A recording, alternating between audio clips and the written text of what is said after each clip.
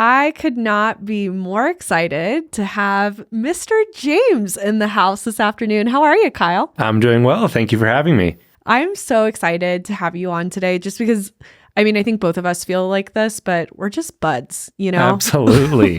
Yeah, absolutely. And we were just talking about when we met. So it's been 2021, but I feel like the cool thing is we've really gotten to see each other grow.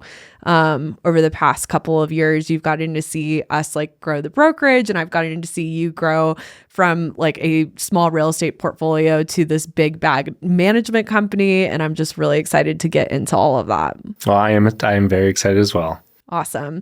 So for those of you who don't know Kyle, so Kyle not only owns one of the best property management companies in Colorado, it's growing rapidly because of all of the tools that you guys have to increase people's revenue. And I love that about your management company. But not only that, is you have bought extraordinary properties for your personal portfolio. And I just want to start by digging into like your story on how you started from a short-term rental perspective and like talk to us about the properties that you have personally under your portfolio. Yeah, I'd love to. So in 2019 or 2020, early 2020, I started, like many people, listening to podcasts, listening to Bigger Pockets, starting to understand that people buy homes not just to live in. Truly, at that point, I didn't understand that people bought homes for any other reason. And then a friend of mine's dad had actually been doing a lot of real estate investing and development and kind of took me under his wing. And I started hanging out with him more than I hung out with my friend and learning about it. And then that's actually when I clicked on an ad for Good Neighbor Realty's event they were having at Peter's house. So when I first met Chantal and Peter, it was just the two of you. I think maybe you had hired one employee in Garrett Newell at the time. And so we went to Peter's ADU behind his house. He told us how much money he was making. At that point, I think this is in 2021, I'd understood enough to know that I wanted to kind of go down this rabbit hole, but I still had a W-2 job. I still didn't exactly understand what a good investment was, but you know, we were learning rapidly. So in that event, I actually ended up meeting Chantal, and we started working pretty closely together from there, looking at homes. And I think you took me on probably, 40, 50 showings. We did. Yeah, quite a few. And I would walk into a house and just say no right off the bat. I think that we'll get into this a little bit, but some of the things that makes those two properties do so well, and you know this as well as anyone, isn't just what it says on Zillow. It's also kind of the feeling it gave us when we would walk into the property, how we felt like guests would take it, the vision we saw when we'd walk in, and what we could create from that. I think you said the other day that the best properties are made, not bought. And so that's something that I've definitely taken to heart. And you had been so gracious to show me all the different properties that are in kind of your portfolio and your customers, if they would let you, and the numbers that they did. And so although I was saying no very quickly, I was underwriting every one of those properties 20, 30 times and seeing the better, best, worst scenario. And then in May of 2021, we bought the first property. That property sits off of a pretty busy road, a federal highway in Colorado, which isn't really known for being the nicest road in the world. It's not right on federal. It is within 0.1 of a mile. I would not let you buy a property straight on federal. It was off of federal. It is off of federal. We're talking about Westminster, right? It is in Westminster, yes. Okay, no, your property is not right on federal. It's really close to federal highway. Here's an expert realtor tip. Don't buy a property on like a super busy street unless you understand that the value is going to be about 20% less from a resale perspective. Your property is near a like high traffic area. It's not the most like pristine location. It's not the worst location either. But yeah, anyways, sorry. Well, no, I think that, it was maybe the best thing I've done in the last 5 years was buy that house. So it's not to take away from it at any point, but when I was driving up to it, I wasn't expecting to buy it that day. Really? I don't think we've talked about this. Yeah. I mean, I was, I don't think I went to any home expecting to buy it on the first day either though. But when we walked in there, I mean, it was beautiful. It was 2,700 square feet. The yard was a mess, which I loved because it was just all mud. The old owner used to keep RVs there.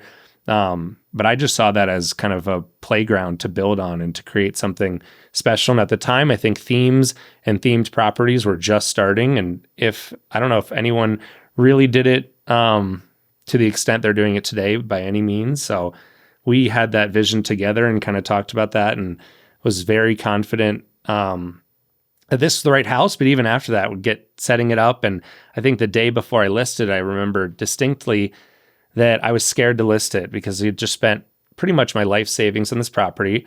I didn't understand anything from a creative finance standpoint, didn't understand investors. I just knew I needed to bring the money and get it done and that the ROI looked good on paper. So we ended up purchasing that property. That property we bought for $525,000, the 3.25% interest rate. Looking back on it, I'd have bought it again just for that. And then ended up putting in about $110,000.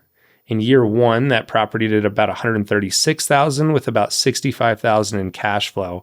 And at the time I was making, I think, $63,000 in my W-2 job. So that was a pretty big change. I remember that. Like, and it's so cool to think about how, because it was the same for me, right? Like one property can really be like a life-changing asset and can kind of give you that base salary that would be nice to have if you're going to start like a career as an entrepreneur.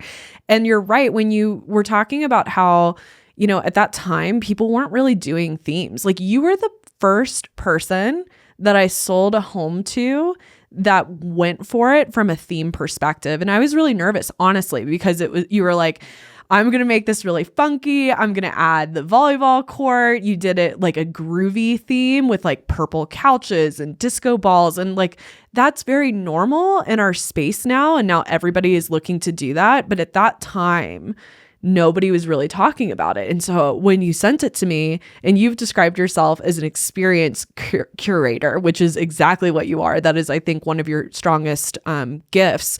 But when you first sent it to me, I was like, oh God, I hope that this does well. And then boom, like it did so well. And the coolest thing and I use this as an example all the time, is I had sold similar houses in the exact same neighborhood with the exact same bedroom count that looked very similar to that property that you purchased, but those properties were earning $90,000 annually and you were earning $130K annually. So what do you think, because now that you have seen this from a lot of fronts, you've seen this from your personal portfolio, you've seen it from other people's portfolio, why can you buy the same type of property, but one perform much higher than the other? Mm-hmm. Yeah, I think that's absolutely true. That's a loaded question because it starts with the buy. Absolutely. I mean, with that house was 500 square foot more than the other homes in the area. Not only that, but the layout set up correctly. And what I mean by correctly is they had big open living areas. They had bedrooms that could take king beds. And so it's not just about the theme. I mean, it starts with the buy.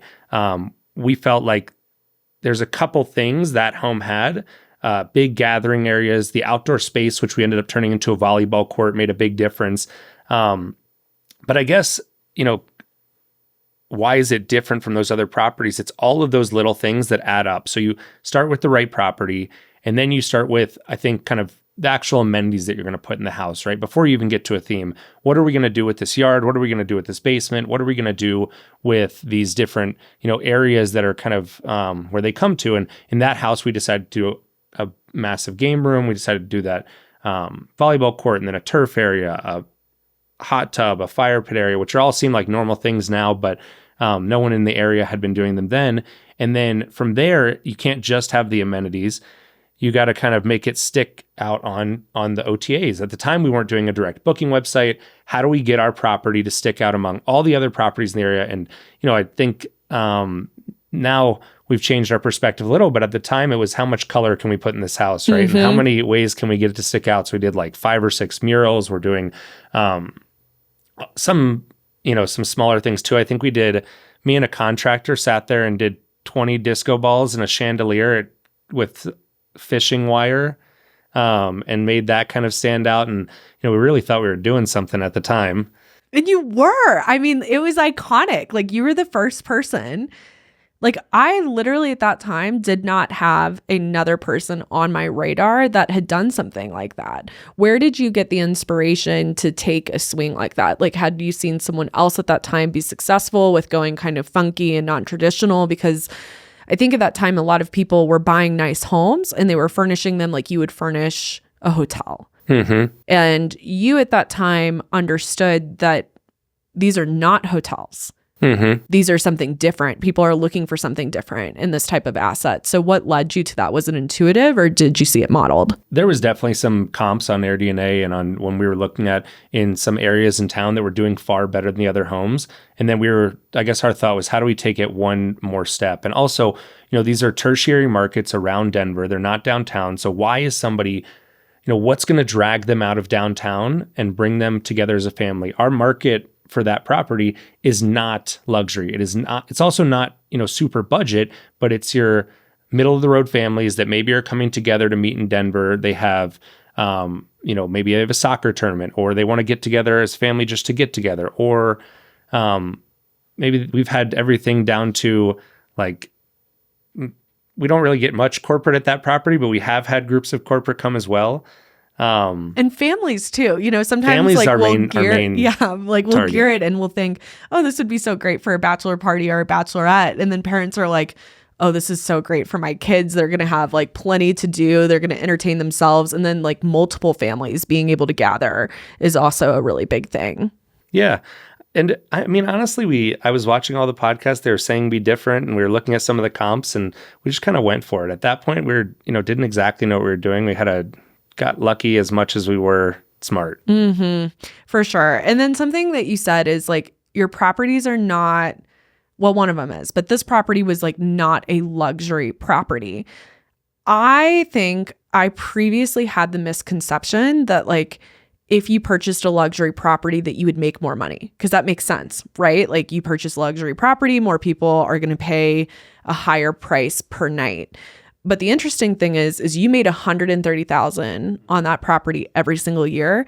I literally just did underwriting this morning on a property in Breckenridge, walkable to Main Street. It was a $2 million property. And guess what I think that condo is going to make every year? 130,000. It's 130,000. And so there's like this crazy thing where you can literally have a $550,000 property today, let's call it 725, that is earning the same amount as a, luxury condo in an area where you're like, of course people want to stay here. Why do you think that is? Well, I mean, as far as I'll get into the revenue in a second, but from a cash flow perspective, the interest rates are hugely different today right now too. And so buying at 3.25%, I mean, that was an amazing, that probably makes this an extra $15,000 to $20,000 a year comparatively. But why do we think that is? I think it's somewhat of a bell curve, right? No matter how, I shouldn't say how little somebody makes, but there's kind of a standard in America that most people can afford. And then there's these heights where very few people can afford them. And especially in markets like Breckenridge and Vail and Summit County, there's a lot of homes that people can't afford to go to. So your market is just those luxury guests. Then they get to pick between the better homes, and they get to kind of, drive down that ADR a little bit. Now there's amazing deals in those markets too. And I'd like to invest there one day, but I didn't have the opportunity to prior. But I just think that it's kind of living in that middle zone of being at the high end of the middle class was really helpful for us. Mm-hmm. And I think that you have known your avatar like since that first purchase. So let's talk about your next purchase, because like it was like quite a jump from purchase number one, but I feel like you implemented the same strategy and values that you had that worked really well for property one on a bigger scale in property two. So let's go through that deal. Yeah. So there is some, I think, major changes in the second property. This is 2 years later now. We're in 2023, and the theme properties are everywhere. There's all over Arvada, all over Westminster, these areas that we're looking to buy. And the reason we're looking in those markets is the friendly regulation. And so we're still looking in some of those markets. I was also looking in the mountains at that point. But we decided, I actually worked with a partner on that deal. He was doing a 1031 to pay for the property. And so we only had so many days to identify a property. We get to the end of that. I think it was 45-day period. And we're on day 44. And I was getting so anxious. I was like, good morning, Kyle. Today is day 44. It was anxiety driving for me too. I mean, it's the first time I'm using somebody else's money to buy a property. I'm telling him everything's going to go extremely well. And I did believe that in my heart of hearts, but you have so much anxiety too. I mean, even using your own money, nonetheless, somebody else's. I think I underwrote the property. We ended up buying 100 times. I had it down to if we did $50,000 less a year than I thought, we'd still break even. But we were looking in the mountains. I mean, we really wanted a mountain property.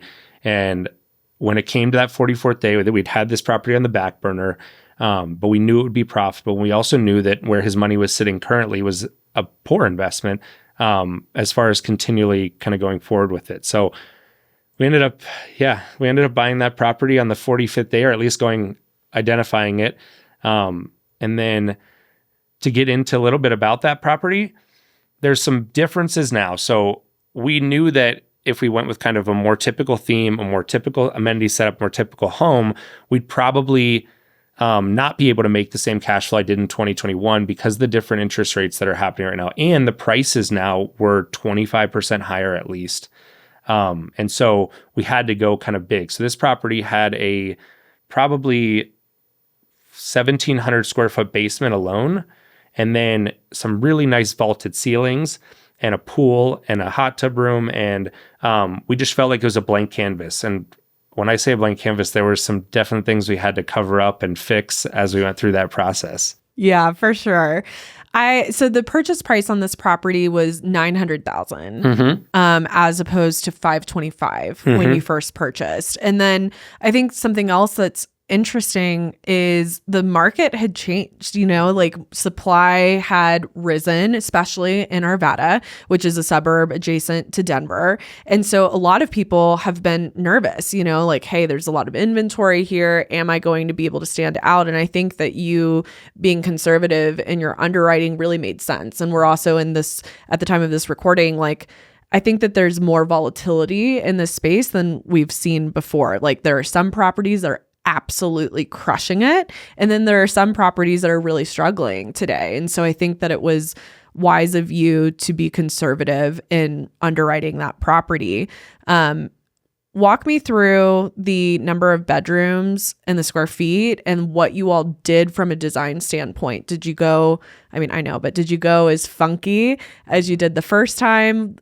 Or what did you envision for this property to make sure that it was going to be a top performer? Yeah, so at this point, 2 years later, I knew enough to know that I wasn't going to design it myself.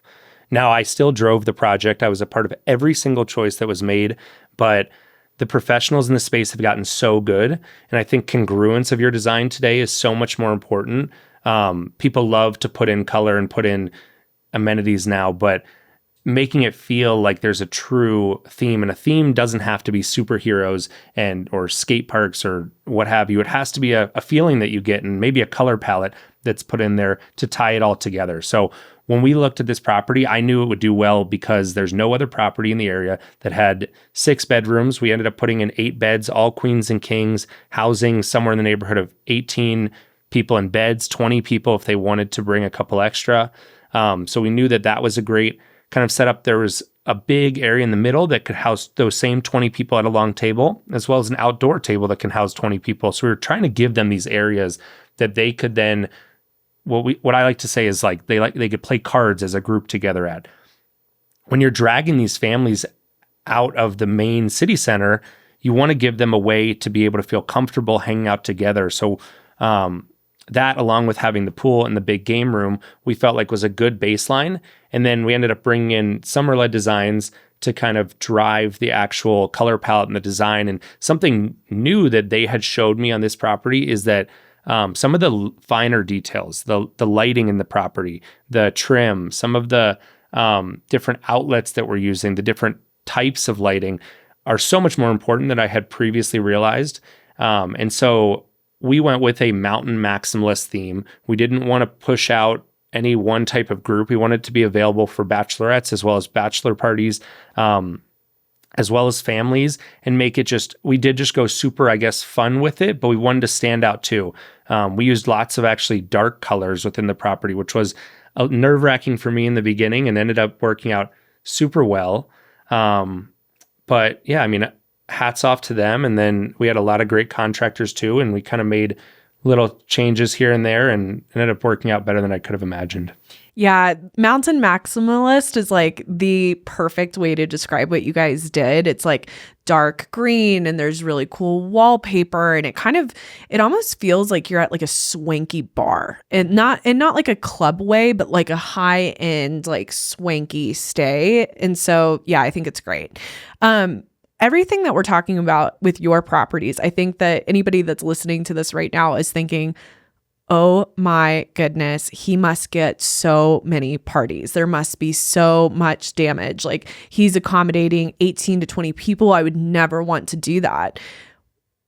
How risky do you feel that these types of investments are when it comes to the type of groups that you're hosting? Like, are you experiencing issues with, noise and damage and overall doom and gloom and destruction in these properties? Mm-hmm. My biggest fear has always actually been somebody getting hurt, even, but I don't worry too much about parties. I mean, I do, but we put a lot of protection at the beginning. So we actually redid our corporate structure, we redid our LLCs, our holding company, got new insurance, and set everything up so we were completely buttoned up from like a liability standpoint as much as you can be on the corporate and insurance side. And then to take it one step past that, we have outdoor cameras, we have minute sensors, we have rules in our guidebook, anything that you can put in there to then deter partying. But frankly, there are going to be parties. And even if it's not a party, 20 people playing cards and having a few drinks, they're going to get a little bit loud.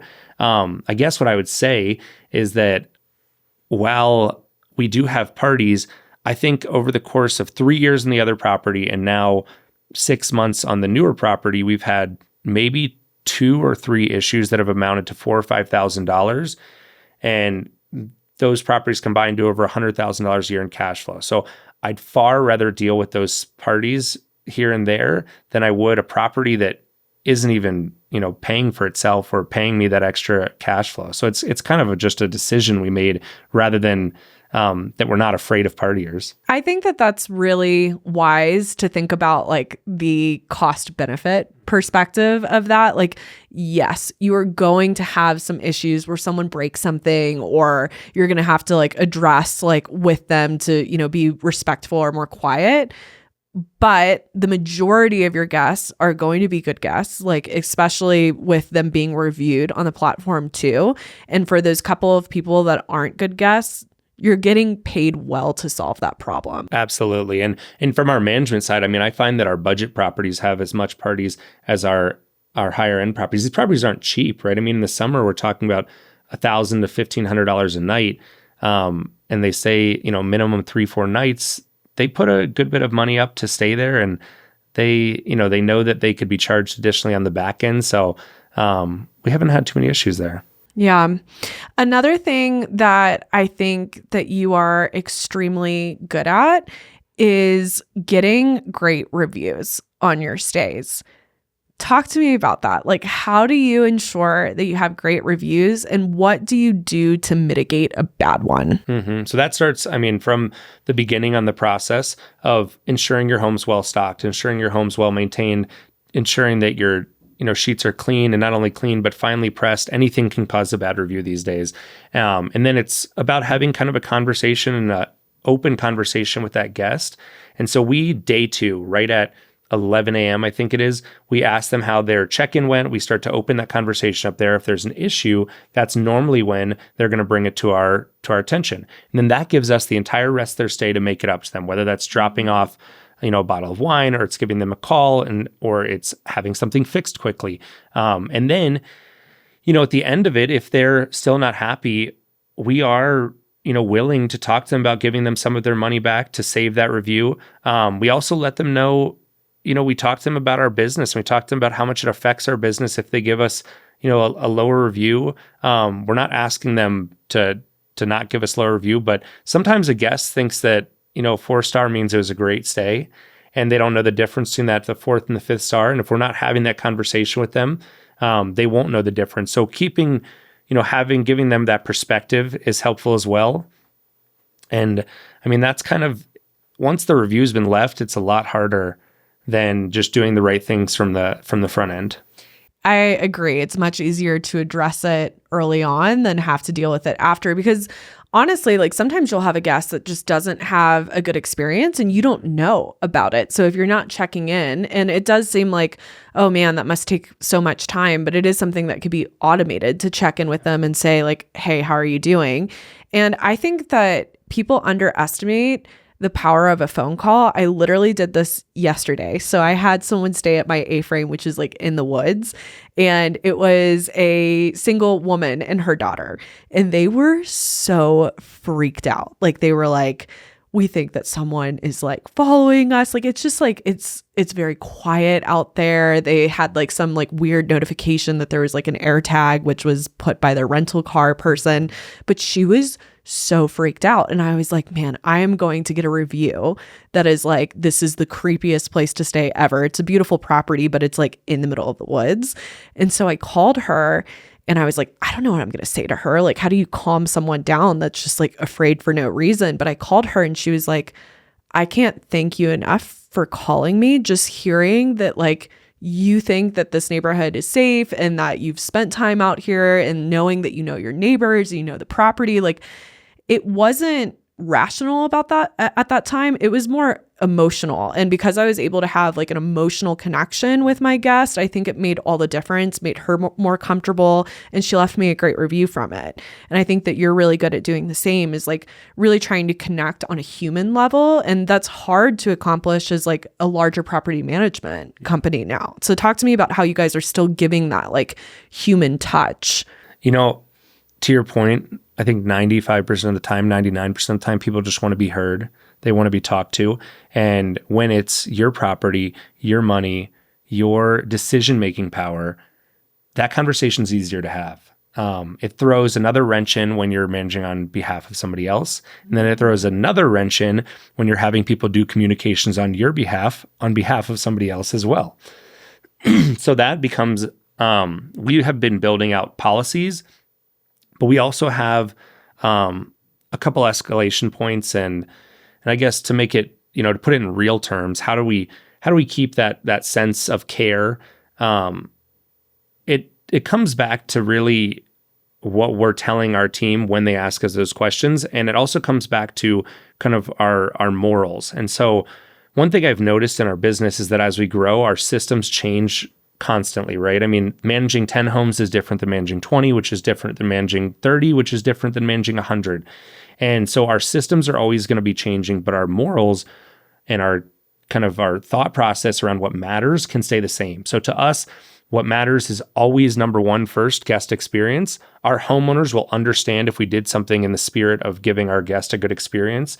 And so that's kind of keeping that in the forefront, I think, is really important. And then our team knows, okay, if that's the lens we're looking through, then that helps them to really guide that conversation. And even if the policy says we don't give over a 30% refund for this type of issue, they can go to that person and say, well, let me just go back and talk to them, see what we can do here. And we try and really work with our guests in that level. So keeping your morals ahead of kind of your strict, hard rules, I think, is how we do that. I think that's really wise.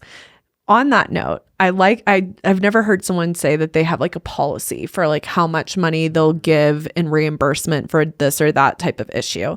As far as refunds, like they are going to happen. It is a part of being a host. It is preserving your rating, and that's really important because guys, what would you say like a minimum standard of guest rating should be for a listing that you want to perform highly on the platform? We try and be over 4.9 on all of our listings. 4.8 Superhost, we never really want to be getting close to that or dropping below that. So we try and be at 4.9 or higher across the board. I think right now we're at 4.91 on our management site across the board, it's tough, especially when it comes to refunds. Not every owner wants to give them. And so it's kind of a back and forth between the owners, the guests, ourselves. And that's why we had to start creating those policies, actually, is more so that we could tell the owners we give refunds for things like this than it is to deter the guest from getting one. I think that makes a lot of sense. Something that I have done, and I don't know if you've tried this in your business, but I always ask the guest what they think is fair for the issue. And I am always surprised because I feel like at that point, someone, when you phrase it like that, what do you think is fair? It's setting the expectation that like we acknowledge that there's an issue here. I'm assuming that you're a reasonable person. You're assuming that I'm a reasonable person. What is fair? I hear you. I want to make this work.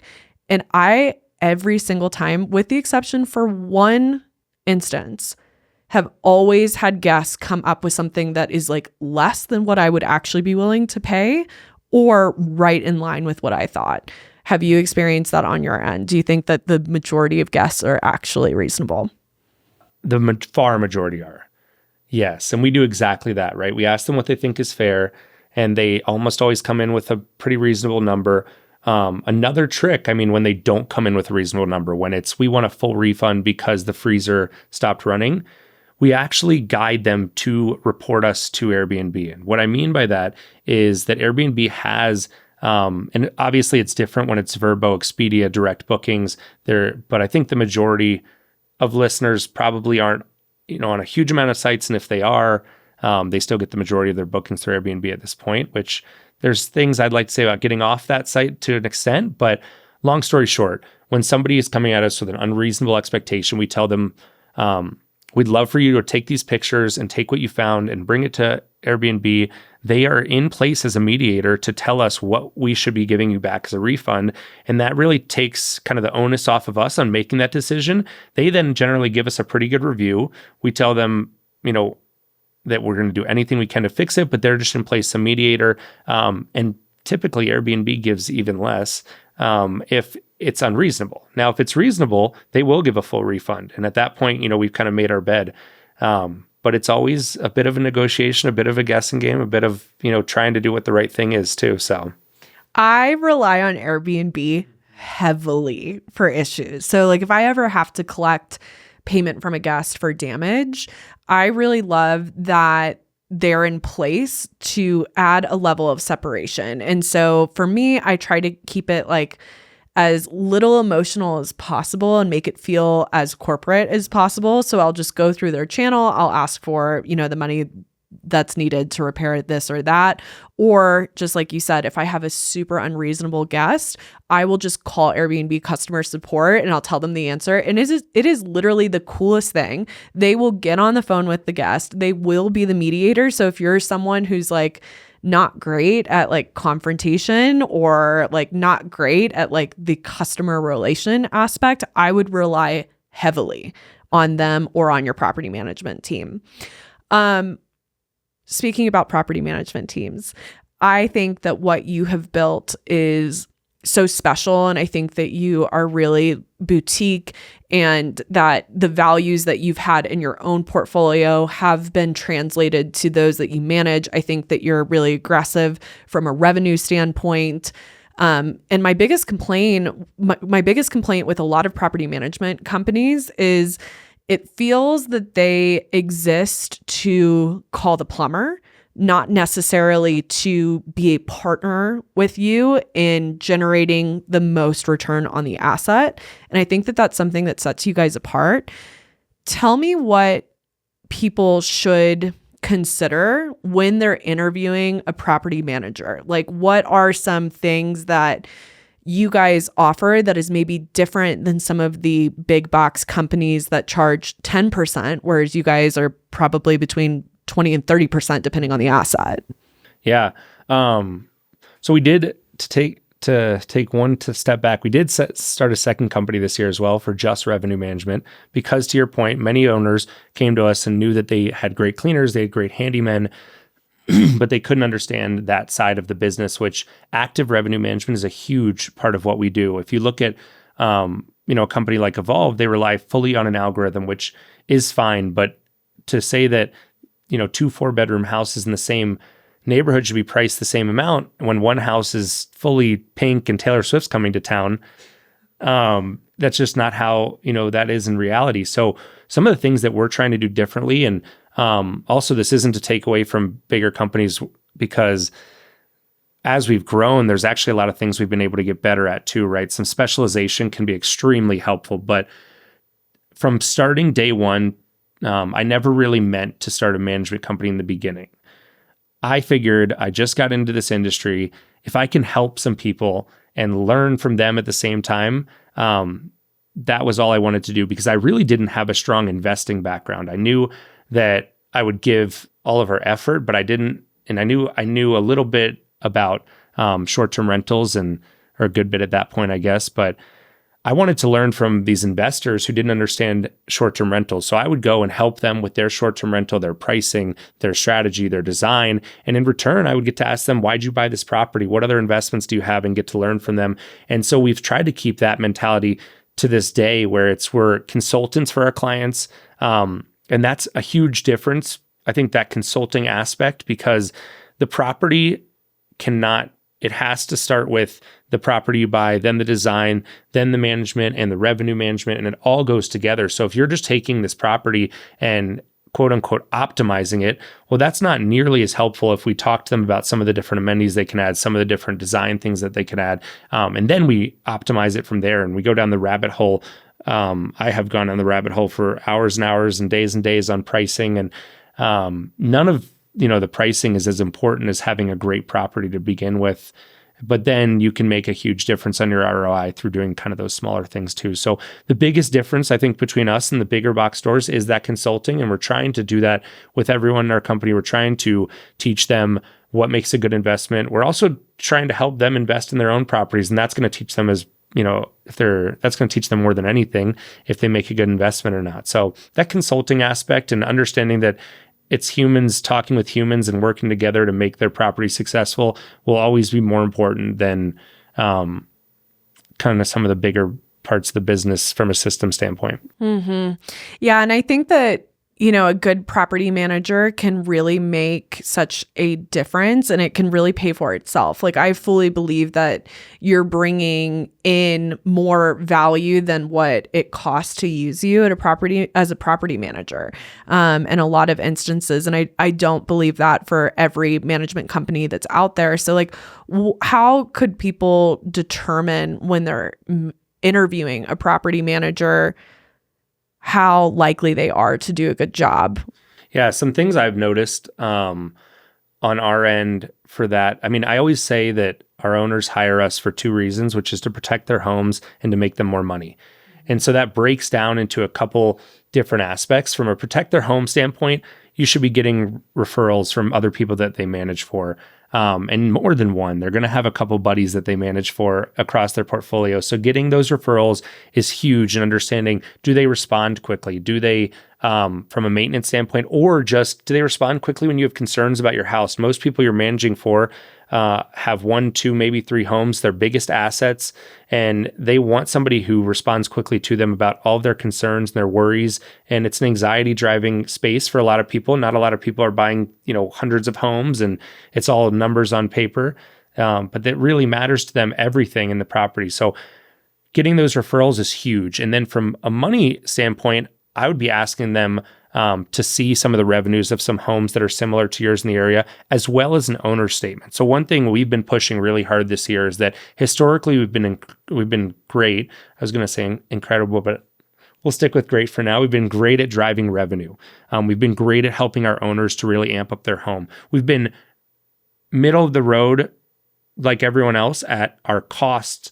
So this year we're really focusing on how do we drive down our expenses.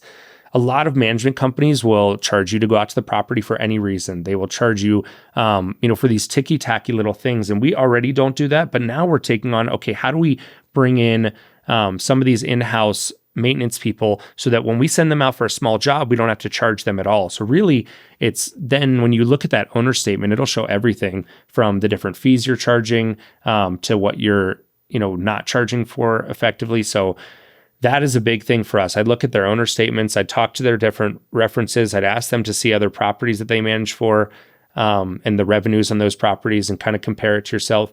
You're investing in the property management company in a big way. I mean, we're not cheap, and nor are other management companies. So doing that due diligence up front, I think, is huge. And then ask them to go to your property.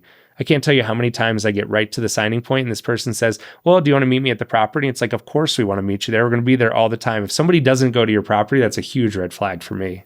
I think that is a great qualifier because, to hire like some property manager, because a lot of people are like, oh, I'll do it anywhere in the state. And I think that there's ways to like grow and have systems for that. But if you have someone who's doesn't intimately know the property or have a team member that intimately knows the property, it's going to be really hard to answer, a guest that wants to know like how to work the garage door. Like it's those details make such a big difference in people's experience when they're actually staying. And so I like that. I also like, just to expand on some of the things that you said, like understanding who do they have as full-time staff as a resource to you. What other fees might be ongoing to expect outside of property management? What is included in their management? What is not included? And there's a lot of different nuances, like, a maintenance tech to go out and like put in new batteries to the keypad is a different thing than like a plumbing issue, but really understanding like their fee structure, I think, is big. And then I think another thing that would be good to ask off the bat is, what would you do to improve my property? Because then you're really digging into, is this person going to partner with me to maximize on revenue? Or is this person just going to alleviate the time that I'm spending, guest messaging and dealing with issues, which I think is half of the battle. But then the other half of the battle is really making sure that someone is maximizing on your investment. Absolutely. And you don't have to do all those things. I mean, we don't help our owners buy homes per se. We don't help them design per se. We work with companies like yours. We work with designers in this area on actually doing those, but telling them that it needs to be done is super important. And yeah, I don't think that many people consult like that. And not just telling them, but putting them in touch with the right people that are trusted. I think that is such a big value that we bring and other boutique managers bring, is having that team that's not only the team you make, your money with and your business with, but the team of just people in your community that you can reach out to and introduce people to. That makes it as successful as anything. Yeah. And I think both of us, we were talking before this podcast just about like the power of community in this space. Like, you don't know what you don't know. And I love that you said that you spent time with real estate investors and the value that you could add to their life was, hey, I can help you do the short-term rental side of it. Because as much as short-term rentals are real estate investing, it's two-part. It's like you're a real estate investor and there's like fundamentals of real estate investing that you have to understand. And then there's fundamentals of being a short-term rental host that you have to understand. And so I love that you sought out mentorship in a way where you were also providing value, as opposed to, I think a lot of people will be like, okay, I need to find like a real estate mentor. And it's always like a take relationship, but figuring out ways that you can really enhance the lives of people who can teach you something too, and having the humility to learn. Yeah, absolutely. I mean, I actually think that they're completely different businesses. I think we run a hospitality company and I am personally an aspiring investor. I don't even call myself that yet.